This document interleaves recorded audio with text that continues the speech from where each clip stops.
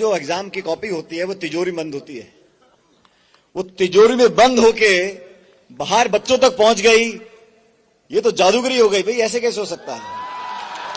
उन्हें गुमा है कि हमारी उड़ान कुछ कम है, उन्हें गुमा है कि हमारी उड़ान कुछ कम है, और मुझे यकीन है कि आसमान कुछ कम है। मैंने कल भी कहा, परसों भी कहा, इस देश के नौजवान को उम्मीद हम सब लोगों से है।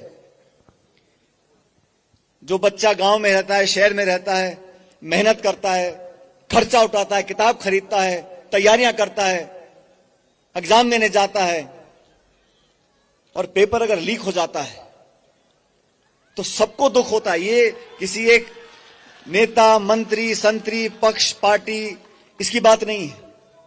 और बार बार अगर होता है तो उसका दुख हम सभी को लोगों को है। और मुझे खुशी है, मैं स्वागत करता हूं इस बात का कि जो जो इस प्रकरण में पकड़ा जा रहा है उस पर कार्रवाई की जा रही है। लेकिन इतना बड़ा हादसा अगर होता है, लगातार होता है, तो जिम्मेदारी तो तय करनी पड़ेगी। अब ये कहा जा रहा है कि कोई अधिकारी, कोई नेता इसमें लिप्त नहीं था। तो भाई जो एग्जाम की कॉपी होती है वो तिजोरी बंद होती है। वो तिजोरी में बंद होके बाहर बच्चों तक पहुंच गई, ये तो जादूगरी हो गई। भाई ऐसे कैसे हो सकता है? ऐसा संभव नहीं है। कोई ना कोई तो जिम्मेदार होगा, और जांच चल रही। मुझे खुशी, मैं स्वागत करता हूं इस जांच का, और मैं विश्वास दिलाता हूं हमारी पार्टी ने, चाहे राहुल गांधी जी हो, सोनिया गांधी जी हो, अपने नौजवानों के लिए हमेशा मदद और काम करने का काम किया है। साथियों, मैं 26 साल का था 2004 में। सोनिया गांधी जी ने मुझे लोकसभा का टिकट दिया, और आपके आशीर्वाद से उस समय सिर्फ स्वर्गीय ओला साहब, मैं, डॉक्टर करण सिंह यादव साहब अलवर से, और नमोनारायण मीणा जी माधोपुर से, हम 4 लोग लोकसभा चुनाव जीत कर आए थे। राहुल गांधी जी ने जो बीड़ा उठा रखा है, 3200 किलोमीटर कोई आदमी चल रहा है, रोज 25-30 किलोमीटर चलना, ठंड में, धूप में, बारिश में, गर्मी में, वो किसके लिए चल रहे हैं? वो नौजवानों के भविष्य को बेहतर बनाने के लिए चल रहे हैं। वो नौजवानों के लिए संघर्ष कर रहे हैं। और वो सब भ्रष्ट ताकतें, वो सब ताकतें जो महंगाई बढ़ाती हैं, किसान का विरोध करती हैं, उनके विरोध में चल रहे हैं। भारत जोड़ो यात्रा ये छोटी मोटी यात्रा नहीं है। 75 साल में मुझे तो मैंने इतिहास में कभी देखा कि कोई एक इंसान चले जा रहा है, हुजूम उसके साथ चलता जा रहा है। तमाम नेता जो मौजूद हैं, हम सब उनके साथ चले। हमने देखा है हर उम्र के लोग, गांव के, शहर के मिल रहे हैं, जुड़ रहे हैं। महिलाएं, बच्चे, बुजुर्ग, कर्मचारी, अधिकारी, सब लोग आके मिल रहे हैं। क्योंकि जो मुद्दा है वो इस देश में, समाज में जो टकराव की स्थिति पैदा हो गई है, जो कड़वड़ाहट पैदा हो गई है, भाई को भाई से लड़ाने की जो रणनीति लड़ी जा रही है, उसके खिलाफ वो लड़ रहे हैं। संवैधानिक संस्थाओं को जो खोखला करने की साजिश रची जा रही है, उसके खिलाफ वो लड़ रहे हैं। 30 तारीख को कश्मीर में जाके यात्रा समाप्त होगी, लेकिन हमारी पार्टी ने उसके तुरंत बाद एक और अभियान चालू किया है। 26 तारीख से हाथ जोड़ो अभियान, गांव में, तहसील में, पंचायत में, ब्लॉक में, जिले में, सब जगह ये संदेश जाएगा एकजुटता का, प्यार का, मोहब्बत का। और उन सब ताकतों को हराना पड़ेगा जो भाई को भाई से लड़ाने का काम करते हैं। सत्ता में आने के लिए आप बहुत लंबे लंबे भाषण दो, और जब आपको सत्ता दी 8 साल, आपने किसान को बेहाल कर दिया। महंगाई आसमान छू रही है। इतिहास में कभी इतनी बेरोजगारी देश में कभी नहीं देखी जितनी आज है। पेट्रोल, डीजल, देसी घी से महंगा हो गया, कोई जवाब देने को तैयार नहीं है। साथियों, राजस्थान के अंदर भारतीय जनता पार्टी अभियान चला रही है, जन आक्रोश अभियान, यही नाम है ना, जन आक्रोश। तो मैं उनको बोलना चाहता हूं कि आपके पास सिर्फ आक्रोश है, जनता तो सारी यहां बैठी है। अभी हेमाराम जी बोल रहे थे, हेमाराम जी बहुत हमारे वरिष्ठ नेता हैं, प्रतिपक्ष के नेता रहे। जब 2018 के चुनाव थे तो मैं इनके घर जोधपुर गया, और इन्होंने चुनाव लड़ने से मना कर दिया था।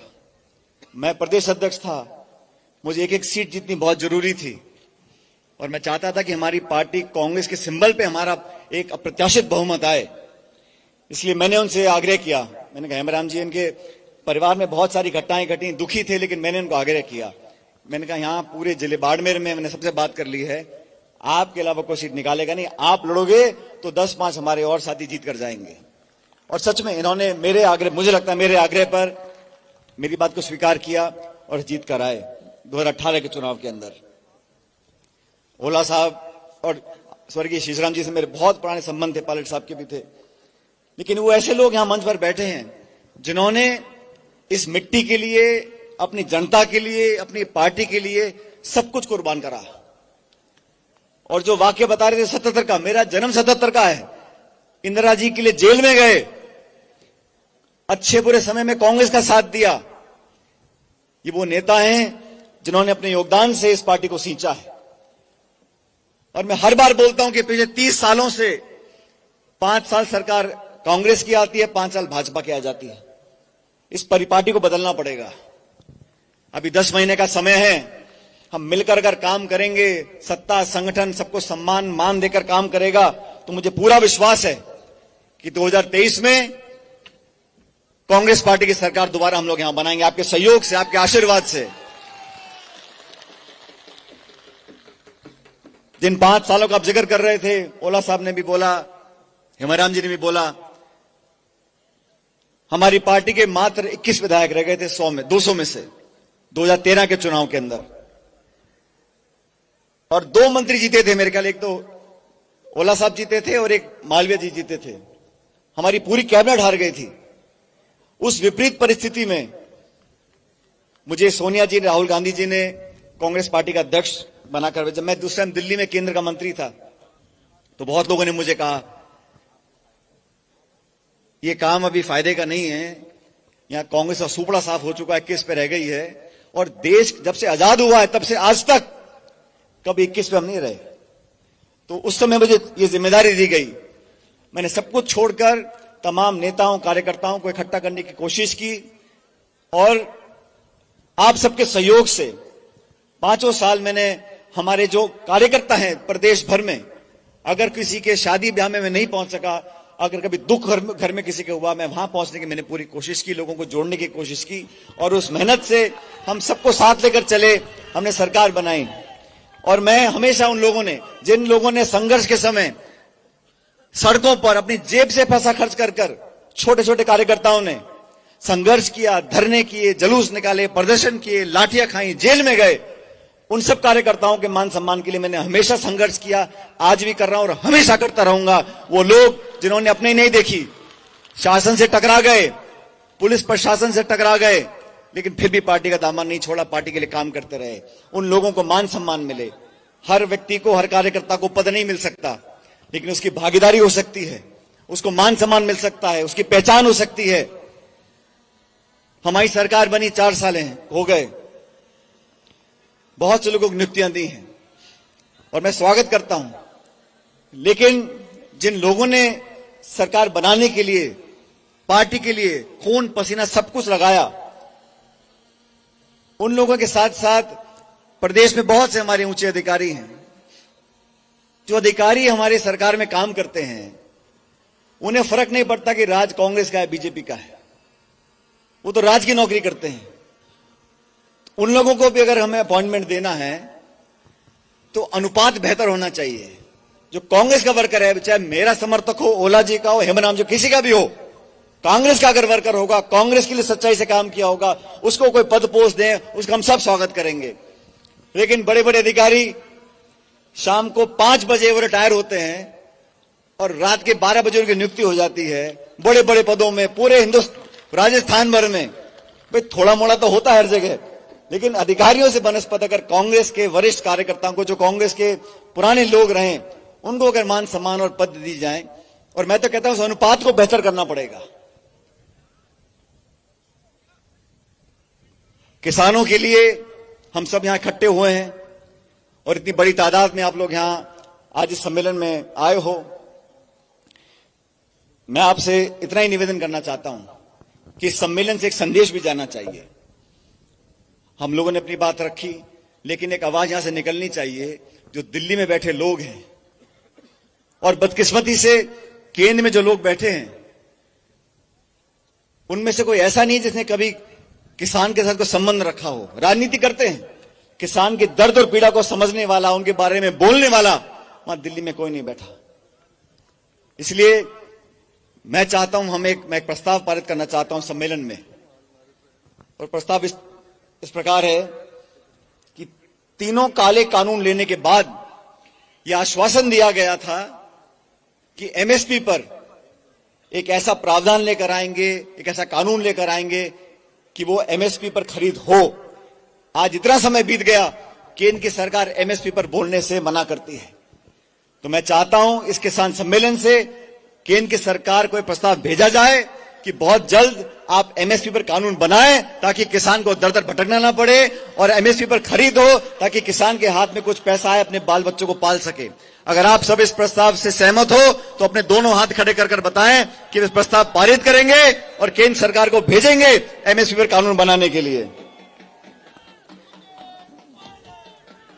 अब साथियों, 10 महीने के बाद चुनाव है, हम सबको अभी से तैयारी करनी है। जैसा मैंने कहा, हमारी कोशिश है कांग्रेस पार्टी का संदेश हर ब्लॉक, हर जिला, हर गांव में लेकर जाएं, हर बूथ तक अपनी पार्टी को मजबूत करें, और 26 तारीख से जो हाथ से हाथ जोड़ो अभियान हम चला रही, हमारी पार्टी चला रही है, उसमें आदरणीय प्रियंका जी भी अलग अलग राज्यों में जाएंगी, और मैं समझता हूं जयपुर भी उनका आना होगा। हम उनका स्वागत और अभिनंदन करेंगे, लेकिन इस अभियान को भरपूर जोश से हम लोग ले जाएं ताकि लोगों को लगे कि हमारी पार्टी दोबारा जीतने वाली है। 10 महीने का समय है। मैं समझता हूं ये इतिहास हम बनाने के लायक हैं पूरी हिम्मत के साथ। और जो आज मैंने नौजवानों में जोश देखा है, जो आज आपकी आंखों में उम्मीद देखी है, हम सभी चाहते हैं कि यहां पर दोबारा कांग्रेस की सरकार बने, और हम आने वाले 5 सालों में व्यवस्था को बदलेंगे। जिन बातों का जिक्र मैंने आज किया उनको जमीन पर उतार कर रखेंगे। सिर्फ घोषणा कर देना, भाषण दे देना या पैसा देने से काम नहीं होता। धरातल पर गांव में, ढाणी में, पटवारी में, तहसील में क्या काम होता है उसको देखकर उसमें लोगों को संतुष्ट करने का काम हम करना चाहते हैं। उस दिशा में हम बढ़ेंगे। और मैं धन्यवाद करना चाहता हूं गुड़ा साहब का कि आपने हम सबको आमंत्रित किया, मुझे भी यहां आने का मौका दिया, और